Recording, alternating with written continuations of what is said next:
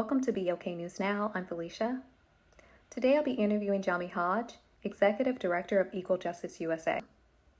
After watching, please comment down below if you or someone you know have been impacted by the inequalities of the criminal justice system and how the EJUSA can impact your community. Please don't forget to like and subscribe, and thank you for watching. My first question for you is, can you tell our viewers a little bit about yourself prior to joining the EJUSA? Yeah. Well, first, thank you again just for the opportunity to have the conversation and to share about our work. But my name is Jamila Hodge, and I have the distinct honor and privilege of being the CEO of Equal Justice USA. And who I am before I came to EJUSA is full of lots of hats. I think first and foremost, I'm a mother of two girls who are 9 and 11, and a lot of my work I do with the hope of making the world better for them, knowing they're going to grow up to be Black women, living in this world.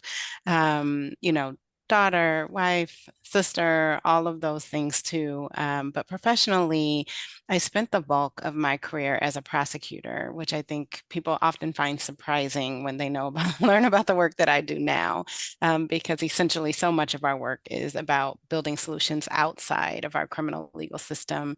But I think it was my experience there that really showed me up close the ways that and I'm sure we'll talk more about this, that the system can just be both, that it doesn't do the things that it says it does, which is to provide justice and to serve survivors, and that in fact, not only does it not do the things that it says it does, it actually can be very harmful, particularly to Black people, whether you are a victim or survivor of violence, but certainly if you're someone accused of a crime.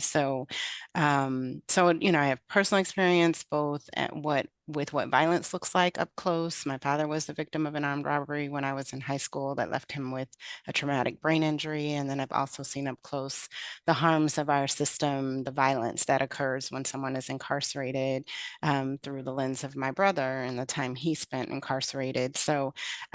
There's a lot of my own personal experience that I bring into the work, and that deeply informs why I'm passionate about building the solutions outside. Now, how does racial inequality, how does that affect the outcome for Black Americans in the criminal justice system? Yeah, I think that begins with understanding the historical context of our system. So many people don't realize that when we abolished slavery in this country through the 13th Amendment, that there was an exception, a very big exception. So it says in there that slavery is abolished except as punishment for crime for those who are duly convicted.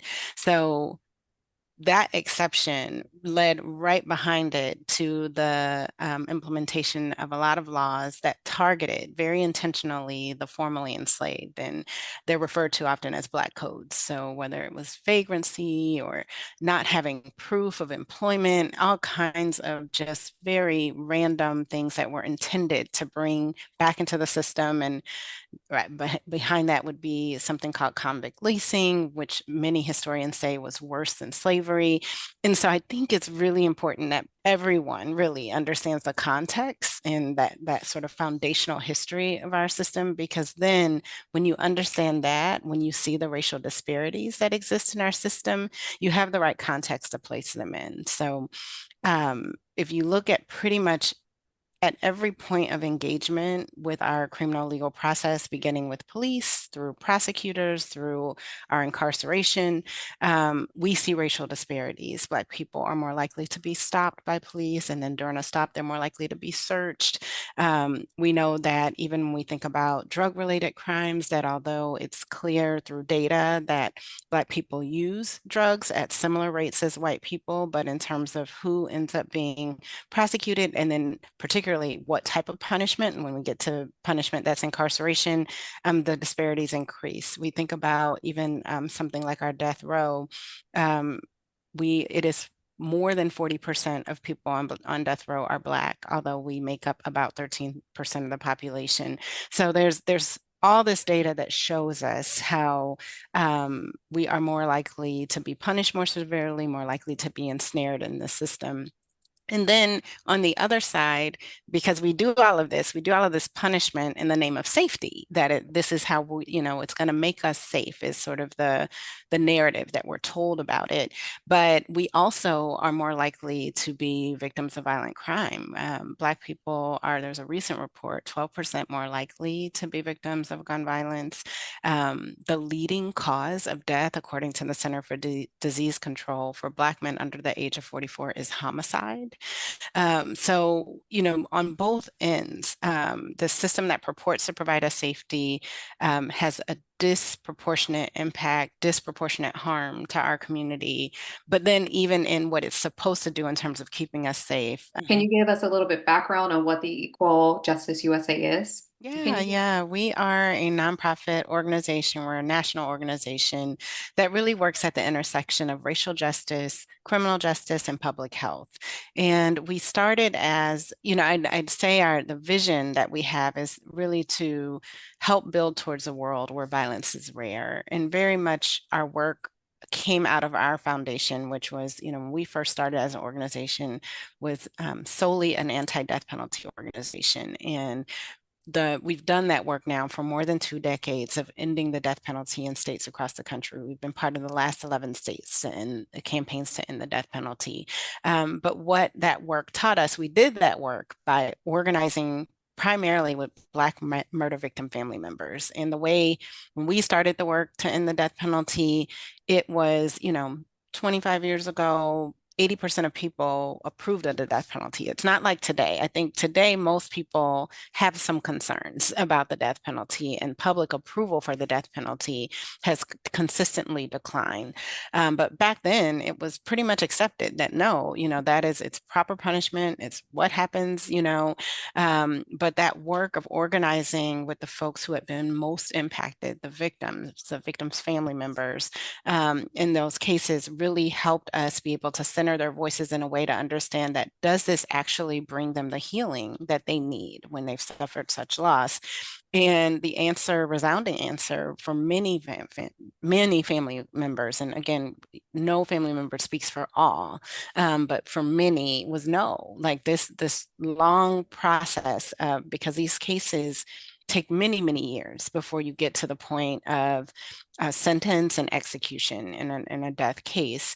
And it's because we need to have the process. Like the answer to that isn't to shorten the process, because even with a very lengthy process that often takes more than a decade, we still have people who are wrongly convicted, and we have had nearly 200 exonerations from death row where we had the wrong person who was facing death.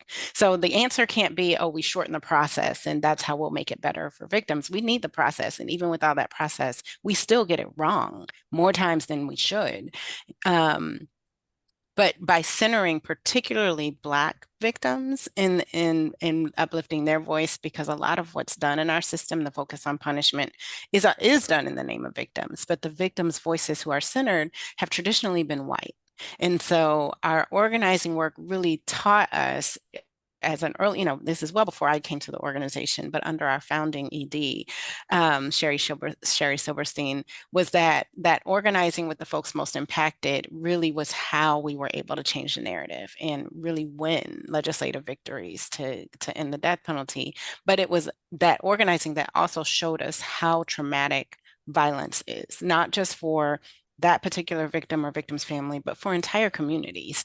And that having a lens where we understood the role of trauma and the role of race equity was not just important in how we address the death penalty, but needed to be central in how we address violence differently. Now, I did see that you worked on a program called Motions for Justice, and how it implemented concrete racial equality strategies and partnerships with community-based organizations. Could you explain that a little bit for me? Yeah. Motion for Justice is a program I started in my former role when I helped to found and lead the Reshaping Prosecution program at the Vera Institute of Justice.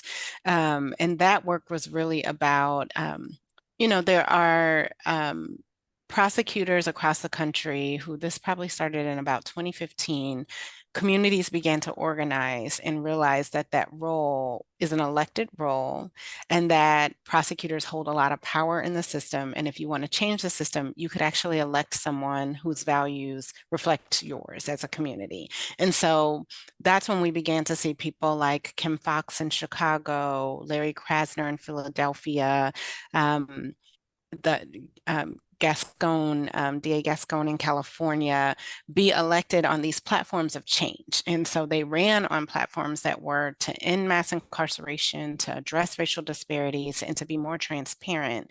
And so the program I helped to start and to lead was really about once you're elected and you get in the office, how do you make those campaign promises real? You're taking over a traditional law and order office where the job has been to prosecute and punish, and now you want to do something different. And Motion for Justice was this intentional effort to center race equity in how those changes would be implemented, because it just, again, understanding that historical foundation, if we're not intentional about centering race equity, even good things like diversion, and I can explain a little bit about what that is, can actually end up being a bad thing. It can increase racial disparities. And, just for those who may not know, diversion is just the type of decision a prosecutor can make where instead of moving the case forward, charging the person, getting to a plea or a trial and then a punishment, they will say, oh, this happened because the person was in a mental health crisis, or this person did this because of a substance use disorder. So instead of charging them, I'm going to divert, I'm going to send them out of the system and I'm allow them to get treatment. And they can work with a community partner, they can get treatment, and then we'll dismiss the case, So diversion is a really important off-ramp out of the criminal legal system, but a lot of diversion programs have costs associated with them. A lot of them require that you never had any prior contact with the system or any prior criminal record. And so if you're not very conscious, right, of how those barriers can make it hard for communities that are under-resourced, where when we know over-policing occurs often in Black and Brown communities, the likelihood of arrests or contacts or even convictions are higher. Then by having those kind of requirements, you can actually in trying to do a good thing without a race equity focus, actually still continue to exacerbate racial disparities. So, and that launching that program really is what I would say had that journey kind of solidified for me that really I can't imagine in any other role I'll have, in any other work I do, that it wouldn't have a race equity focus. That actually kind of brings me to my next question is, what challenges have you Say faced? one of the biggest challenges we face just in the movement work more broadly is the narrative. It's changing the narrative. So much of our focus, really, I would call it obsession with punishment in this country, is driven by a narrative of fear, and we, because of our history, because of our legacy of slavery, we attach things like violence and dangerousness to Black skin. And there's lots of amazing research. Dr. Jennifer Eberhardt's probably one of the foremost scholars on implicit racial bias. So there's lots of documentation that, even it's not just white people, Black people carry the same biases against Black skin, against other Black people. So there's a lot of narratives that are both in the media or just, narratives I think that we're so saturated with that sometimes we don't even aware, we're not even aware that we perpetuate them or that we've just kind of bought into a narrative that we're not questioning or interrogating. But that narrative of fear, there's a lot of survey data that shows that people always think, or certainly in recent years think, crime rates are much higher than they actually are. And so people walk in fear, they live in fear. We have a lot of people buying guns right now, right, out of fear. When crime rates, I mean, the crime rates that just came out, the most recent federal FBI crime numbers show like an 11% decrease in violent crime across the board and 13% decrease in homicides specifically. So crime has been coming down, and then we've had other periods where crime has come down. But people don't know that. What they know is this narrative of fear, this narrative of who to be afraid of that is very, very based in race, based in racism, and that the only answer to say, to make us safe or to address violence is this narrative of punishment, that there's, that these are bad people doing bad things, and the way we're going to get to safety is we need to put away all the bad people to protect us, quote unquote, good people and keep us safe. And it's just false. It is just false. Anyone who's spent any time working in our system knows that the person who's your quote unquote defendant today can be your quote unquote victim tomorrow, or can be the witness, 2 weeks from now. We are all people. We all have the capacity to make mistakes, and there's so much about our societal structures, that there are social factors that influence who ends up committing a crime. We know things like poverty drives violence. We know that isolation and trauma, like when you've been exposed to violence and you've been through a lot of trauma, that drives violence. So it's more likely that you will commit violence. And so we have to do the work of helping people, just combat this good versus bad narrative and understand what actually is driving violence. And then how do we together as communities address those drivers and see the people, regardless of what the crime is. It doesn't matter what level crime. We do anti-death penalty work, that is a person on the other side. And I can tell you, in my 12 years of prosecuting cases, I never had a single case that involved a violent crime where the person who caused harm had not first been a victim. We get it's called a pre-sentence report, where you learn all about their background as a child and growing up. Every single time they had been victimized, whether it was abuse or sexual abuse or, removed from the home, but we don't see them as a victim first. We don't see our own failure in making sure they had the pathway to healing. It's easier for us as a society to just call them bad and put them away and think that's how we'll be safe. What are programs that you have to offer? Yeah, so our work, I think the easiest way to talk about it is sort of 4 lanes of work. We have work that really is evolved around organizing and advocacy, and this is like, how our death penalty work that I was describing. We're organizing with communities, we're helping them get in front of their state legislative bodies and to advocate for what they want and to change laws and policies as they relate to the death penalty. But we also do that in our work to build community safety. So how do we help you advocate for resources? Not all the resources go to police and courts and prisons, because we spend more than $300 billion on those systems, and it comes at the expense of our social safety nets. So helping people be able to advocate and say, no, even if you take 5% of that and put it towards these solutions that are working, that address root causes, like that as a constituent is what I want. And so helping to really advocate for different allocation of resources and for those policy changes, like how do we get laws and policies in place that allow for frontline violence intervention workers to be the ones to show up and have authority to show up and intervene, as opposed to police when there's an incident that occurs. So that organizing and advocacy work is definitely one of the lanes of our work.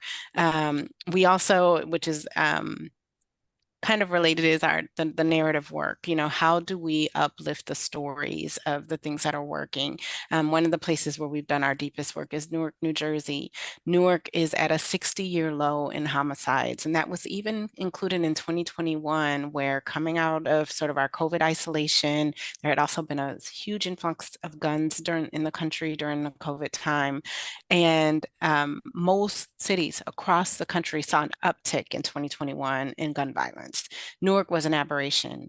And it's because Newark has been working on what we refer to as like a community-led public safety system for many years now, where they have community meetings that are led by community-based organizations. Police are there. They are there to share information, to hear, but they are not running the meeting. They are not the only voice on public safety. They're one of many. We did a report at our organization that listed more than 20 organizations that make up the public safety ecosystem for Newark, and the vast majority of them being grassroots, community-based, who are serving people on the ground, meeting people where they are. So being able to tell those stories and be able to, do this hard work of combating the narrative is definitely another lane of our work. And then we have like training and capacity building. So what that is when I refer to these like grassroots partners who are the ones who are on the front lines, like when a shooting happens and they show up and they're providing services to the family, they're providing wraparound support, maybe to a gunshot victim in the hospital. Those are, hospital violence intervention programs. Whoever those partners are, or those folks who are doing that work, often they're small orgs who need support. Sometimes they're not even an organization yet. They're people who just care, and they're doing it sometimes out of their own pocket. So we will help, depending on what level you are. Do you need to get your 501c3 to be an organization so you can receive funding? Are you a 501c3 but you struggle with getting grant dollars, and can we help you write for your first grants, or give you some training around how you can be successful in writing for grants? Are you trying to like set up your first board or do your first strategic plan, but really helping build the capacity of those frontline folks who are addressing the drivers of violence to expand their work and have bigger impact. So that's really through our capacity building work. And then our training programs include things like our Trauma to Trust program, where we bring community members and police together to really understand and learn about the role of trauma. And what we find is when we bring them together, both for everyone just to have that same language, like defining what trauma is, how it shows up. We also talk about historical trauma and why, they're, particularly in Black communities, the sight of a bunch of cops rolling up on the block actually doesn't make people feel safe. But we also learn about the trauma that police officers face and how there are very few resources for them.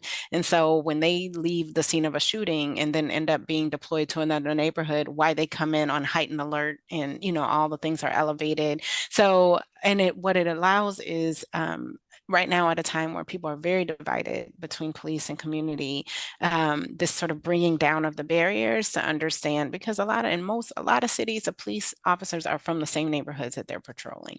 And to understand, like, look, everybody's goal is the same, and how do we get there? And also begin to question, are our current processes working? Is arresting really actually making us safer? Is it working? If it's not, what the police get to do is learn from community partners who are, oh, you work with youth. Oh, instead of making an arrest, I can call you, or I can make referrals to your organization. And we see some beautiful things that come out of bringing these groups together to learn about trauma together.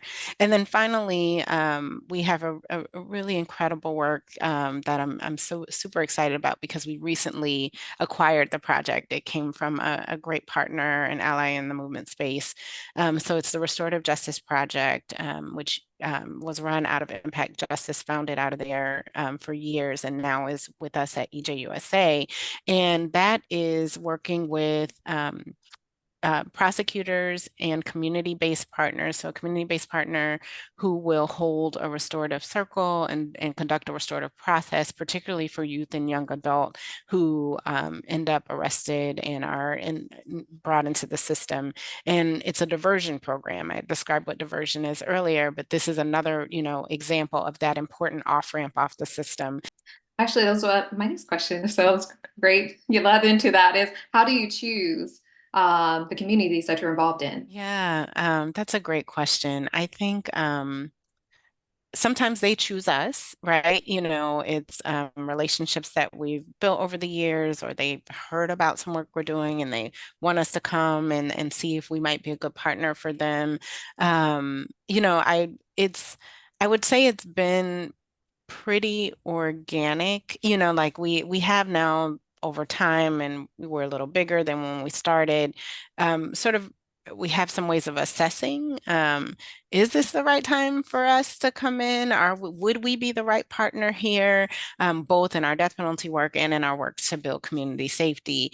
But it's rare that like we don't just sort of, for instance, put out an RFP, that just says come apply, and that's how we end up working with folks. Not saying you'll never see an RFP. There are certain segments of our programmatic work where, like we're about to launch a fellowship program where there will be an RFP for that, and even as we think about these 4 new places where we'll be working through our restorative justice work. But I think primarily we're building it on relationship, because we never want to be the national organization that's like coming in, swooping in. We always are coming in service of our grassroots partners who are the experts, who have the relationships, who are, most impacted by the issues that we're working on. So we're here to be your backup and to serve. We are not trying to come in with our own agenda. So that's why it's very deeply relational in how we end up working with a place. It's almost always going to be through some introduction or relationship.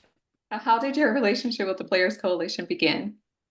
So the Players Coalition has been doing this work, sort of movement work, and using their platform since I believe about 2015, primarily on criminal justice reform issues. And just recently, the players decided that they wanted to focus on root causes of violence. And so we got outreach from someone who works with them and supports them, and asked if we'd be willing to meet and just learn about what they do and share about what we do. And that meeting or those meetings led to our current partnership, and we are so excited to be partnered with them, as a way to uplift our work and the solutions that are working on the ground. And what do you hope to accomplish throughout your partnership with the Players Coalition? I know a lot in this conversation. I've talked about narrative and the importance of narrative, and here it is again.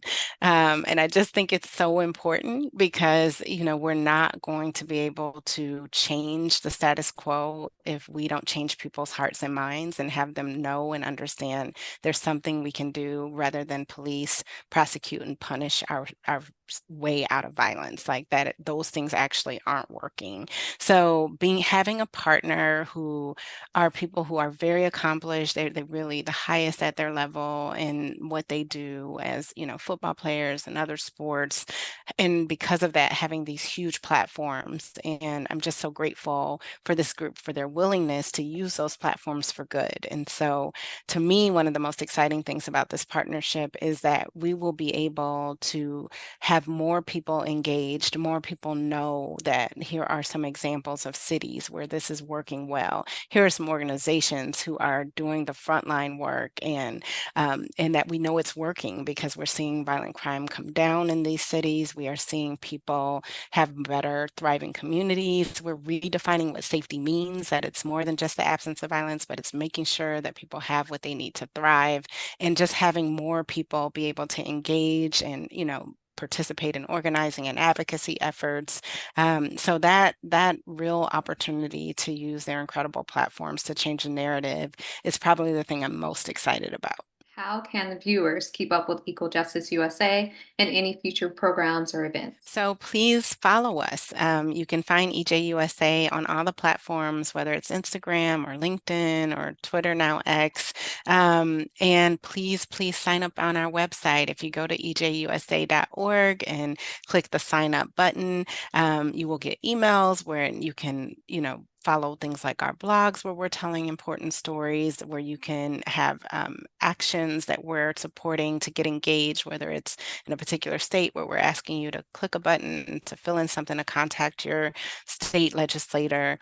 But it's a being in our network and being on our part of our list will certainly lead to opportunities to learn and opportunities to be engaged. And then you can also follow me. You can find me at Jamila Hodge on Instagram, and I'm also on TikTok and LinkedIn.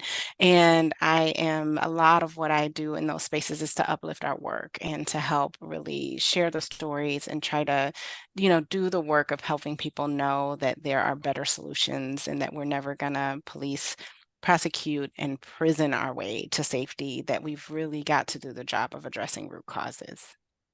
Thank you so much. So I just want to say thank you to Black News Now and to Felicia for this wonderful conversation and an opportunity to lift up our work. I want to thank all the listeners and viewers and just for, again, choosing to engage on these important topics. I hope that you will sign up at ejusa.org and continue to engage with us. Thank you so much.